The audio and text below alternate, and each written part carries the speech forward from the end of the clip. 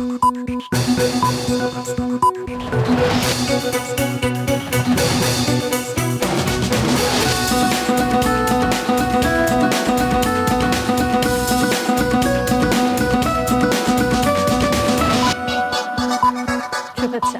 স্বাগত মাছরাঙা সংবাদে। আপনাদের সঙ্গে আছি কাজী রওশনারা সাকি।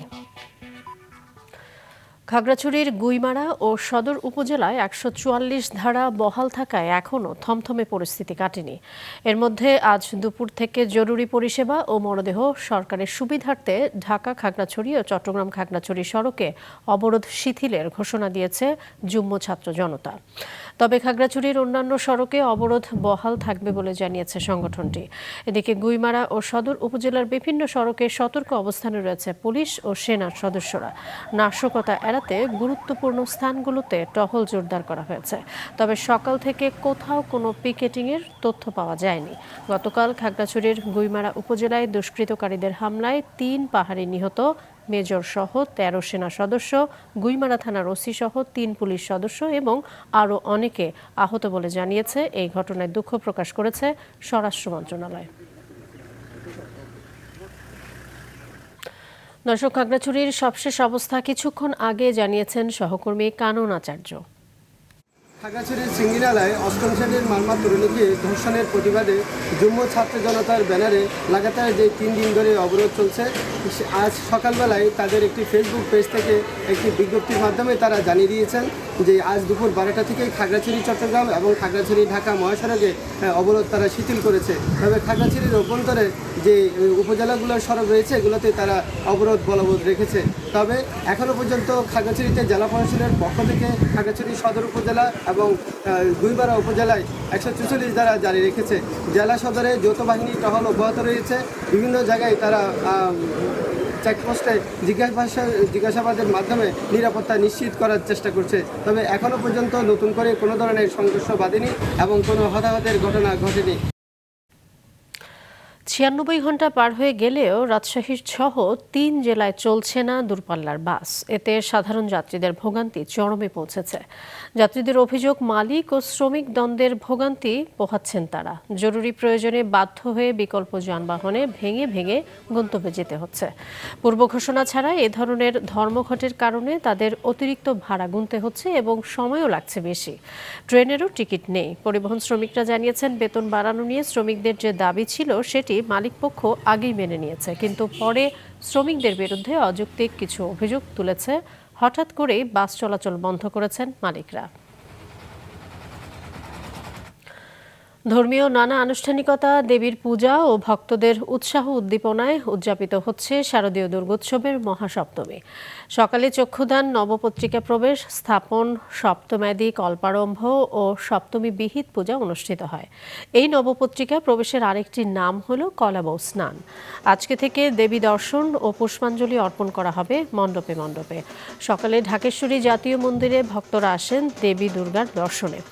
এ সময় ঢাকের তালে, উলুধ্বনি ও শাঁখের আওয়াজ দিয়ে পূজার আনুষ্ঠানিকতা উদযাপন করেন। পুরাণ মতে সপ্তমীতে ভক্তদের কল্যাণ ও শান্তির আশীর্বাদ নিয়ে হিমালয় নন্দিনী দেবী দুর্গা পূজার পিঁড়িতে বসেন। এদিকে দেশের ৩৩,৩৫৫টি পূজা মণ্ডপেও চলছে মহাসপ্তমীর আচার অনুষ্ঠান। লক্ষ্মীপুরের ৭৮টি পূজা মণ্ডপে ঢাক ও শঙ্খের শব্দে শুরু হয় মহাসপ্তমীর আনুষ্ঠানিকতা। নেত্রকোনার ৫১৯টি পূজা মণ্ডপে নবপত্রিকা স্থাপন ও চক্ষুদানের মাধ্যমে দেবী দুর্গার প্রাণ প্রতিষ্ঠা করা হয়। শারদীয় দুর্গোৎসবে অপ্রীতিকর পরিস্থিতি এড়াতে সতর্ক অবস্থানে থাকতে দেখা গেছে আইনশৃঙ্খলা রক্ষাকারী বাহিনীকে। জুলাই আগস্টে সংঘটিত মানবতাবিরোধী অপরাধের মামলায় সাবেক প্রধানমন্ত্রী শেখ হাসিনা সহ ৩ আসামির বিরুদ্ধে মামলার মূল তদন্ত কর্মকর্তা আই.ও. মোহাম্মদ আলমগীরের দ্বিতীয় দিনের সাক্ষ্য গ্রহণ আজ। এ মামলার ৫৪তম ও শেষ সাক্ষী হিসেবে রোববারও ট্রাইব্যুনালে সাক্ষ্য দেন তিনি। সে সময় তার জব্দ করা ১৭টি ভিডিও প্রদর্শন করা হয়। এদিকে আন্তর্জাতিক অপরাধ ট্রাইব্যুনাল ২-এ চলছে জুলাই আন্দোলনের প্রথম শহীদ রংপুরের বেগম রোকেয়া বিশ্ববিদ্যালয়ের শিক্ষার্থী আবু সাইদ হত্যা মামলার ৮ম দিনের সাক্ষ্য গ্রহণ। এছাড়াও একই ট্রাইব্যুনালে জাসদ সভাপতি হাসানুল হক ইনুর বিরুদ্ধে করা মানবতাবিরোধী অপরাধের মামলার আনুষ্ঠানিক অভিযোগ গঠনের ওপর শুনানির জন্য ১৪ই অক্টোবর দিন দিন ধার্য করা হয়েছে। প্রধান নির্বাচন কমিশনার এএমএম নাসির উদ্দিনের সঙ্গে বৈঠকে বসেছেন British high commissioner Sarah Cook. সকাল 11টার দিকে রাজধানীর আগারগাঁওয়ে নির্বাচন কমিশন ভবনে পৌঁছান ব্রিটিশ হাই কমিশনার। তিনি সরাসরি চলে যান প্রধান নির্বাচন কমিশনার এএমএম নাসির উদ্দিনের কক্ষে। সেখানেই বৈঠক করেন ব্রিটিশ হাই কমিশনার। আসছে ফেব্রুয়ারিতে জাতীয় সংসদ নির্বাচনের আয়োজন করতে যাচ্ছেন নির্বাচন কমিশন। নির্বাচনকে সামনে রেখে এই বৈঠকের গুরুত্বপূর্ণ বলে মনে করা হচ্ছে। দুপুর 12:30টায় ইউরোপীয় ইউনিয়নের প্রতিনিধি দলের সাথে নির্বাচন কমিশনের সিনিয়র সচিবের সাথে বৈঠক হবার কথা রয়েছে। সাবেক শিল্পমন্ত্রী নুরুল মজিদ মাহমুদ হুমায়ুন মারা গেছেন। ঢাকা মেডিকেল কলেজ হাসপাতাল পুলিশ ক্যাম্পের ইনচার্জ মোহাম্মদ ফারুক জানান, নিবিড় পরিচর্যা কেন্দ্রে চিকিৎসাধীন অবস্থায় সকাল 8:30টার দিকে মারা যান তিনি। বৈষম্য বিরোধী ছাত্র আন্দোলনে নরসিংদীতে হত্যা, আক্রমণ ও ভাঙচুর মামলায় গ্রেফতারের পর থেকে তিনি কারাগারে ছিলেন। নুরুল মজিদ মাহমুদ হুমায়ুন 2019 সালে প্রথমবার এবং 2024 সালে দ্বিতীয়বার বাংলাদেশ সরকারের শিল্পমন্ত্রী হন।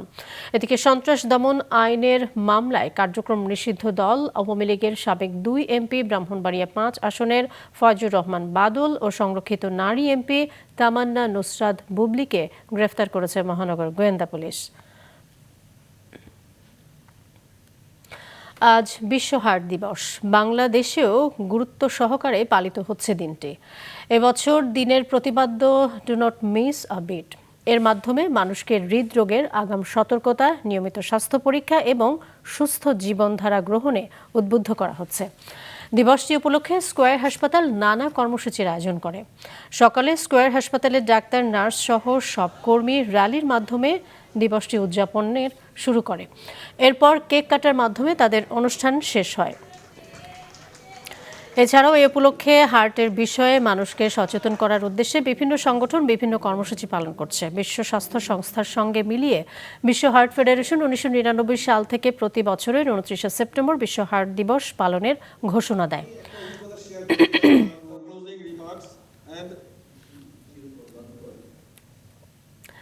আন্তর্জাতিক প্রসঙ্গ, গেল 24 ঘন্টায় ইসরায়েলি হামলায় গাজা জুড়ে অন্তত 37 প্যালেস্টাইনি নিহত এবং আহত হয়েছেন আরও শতাধিক। উপত্যকার বৃহত্তম হাসপাতাল আল শিফায় হামলা চালিয়ে পুরো ভবন ধ্বংস করেছে ইসরায়েলি বাহিনী। এ সময় আতঙ্কিত রোগীদের সরিয়ে নেওয়া হয় বলে জানিয়েছে হাসপাতাল কর্তৃপক্ষ। এদিকে সেখানে স্থলাভিযান অব্যাহত রেখেছে ইসরায়েল। প্যালেস্টাইনি মানবাধিকার কেন্দ্র জানিয়েছে, ইসরায়েল উপত্যকার হাসপাতালগুলোতে হামলা চালিয়ে পুরো স্বাস্থ্য ব্যবস্থা ধ্বংস করে দিচ্ছে। এছাড়া হাসপাতালগুলোর চারপাশে বিস্ফোরক বোঝাই যানবাহনও মোতায়েন করেছে। এছাড়া উপত্যকার বন্দর এলাকার বড় ভবনগুলোতেও হামলা চালাচ্ছে ইসরায়েলি বাহিনী।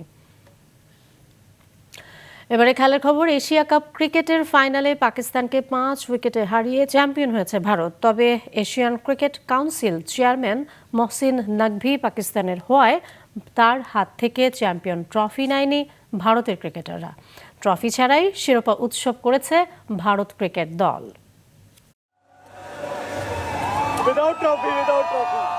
দল হয়েছে চ্যাম্পিয়ন, কিন্তু শিরোপা উৎসব করেছে ট্রফি ছাড়া। এমন ছবি দেখা গেছে এশিয়া কাপ ক্রিকেটে ভারতের চ্যাম্পিয়ন হওয়ার পর সংযুক্ত আরব আমিরাতের দুবাই আন্তর্জাতিক ক্রিকেট স্টেডিয়ামে। ভারত ও পাকিস্তান সব জায়গাতেই চিরপ্রতিদ্বন্দ্বী। দুই দেশের মধ্যে রাজনৈতিক বৈরিতার প্রভাব অন্যান্য খেলায় যেমন তেমন ক্রিকেটে প্রকট। এই বৈরিতার প্রভাব এবার বেশ ভালোভাবে দেখা গেছে এশিয়া কাপে। ফাইনালে এবার পাকিস্তানকে 5 উইকেটে হারিয়ে চ্যাম্পিয়ন হয় ভারত। ম্যাচ শেষের পর যখন পুরস্কার দেওয়ার সময় আসলো, তখন শুরু হয় নাটক। বিভিন্ন পুরস্কার অন্যান্য অতিথিদের হাত থেকে নেয় ক্রিকেটাররা, কিন্তু যখন চ্যাম্পিয়ন ট্রফি গ্রহণ করার সময় তখন ভারত আর পুরস্কার বিতরণী মঞ্চের দিকে যায়নি, কারণ এসিসি চেয়ারম্যান পাকিস্তানের মহসিন নকভি।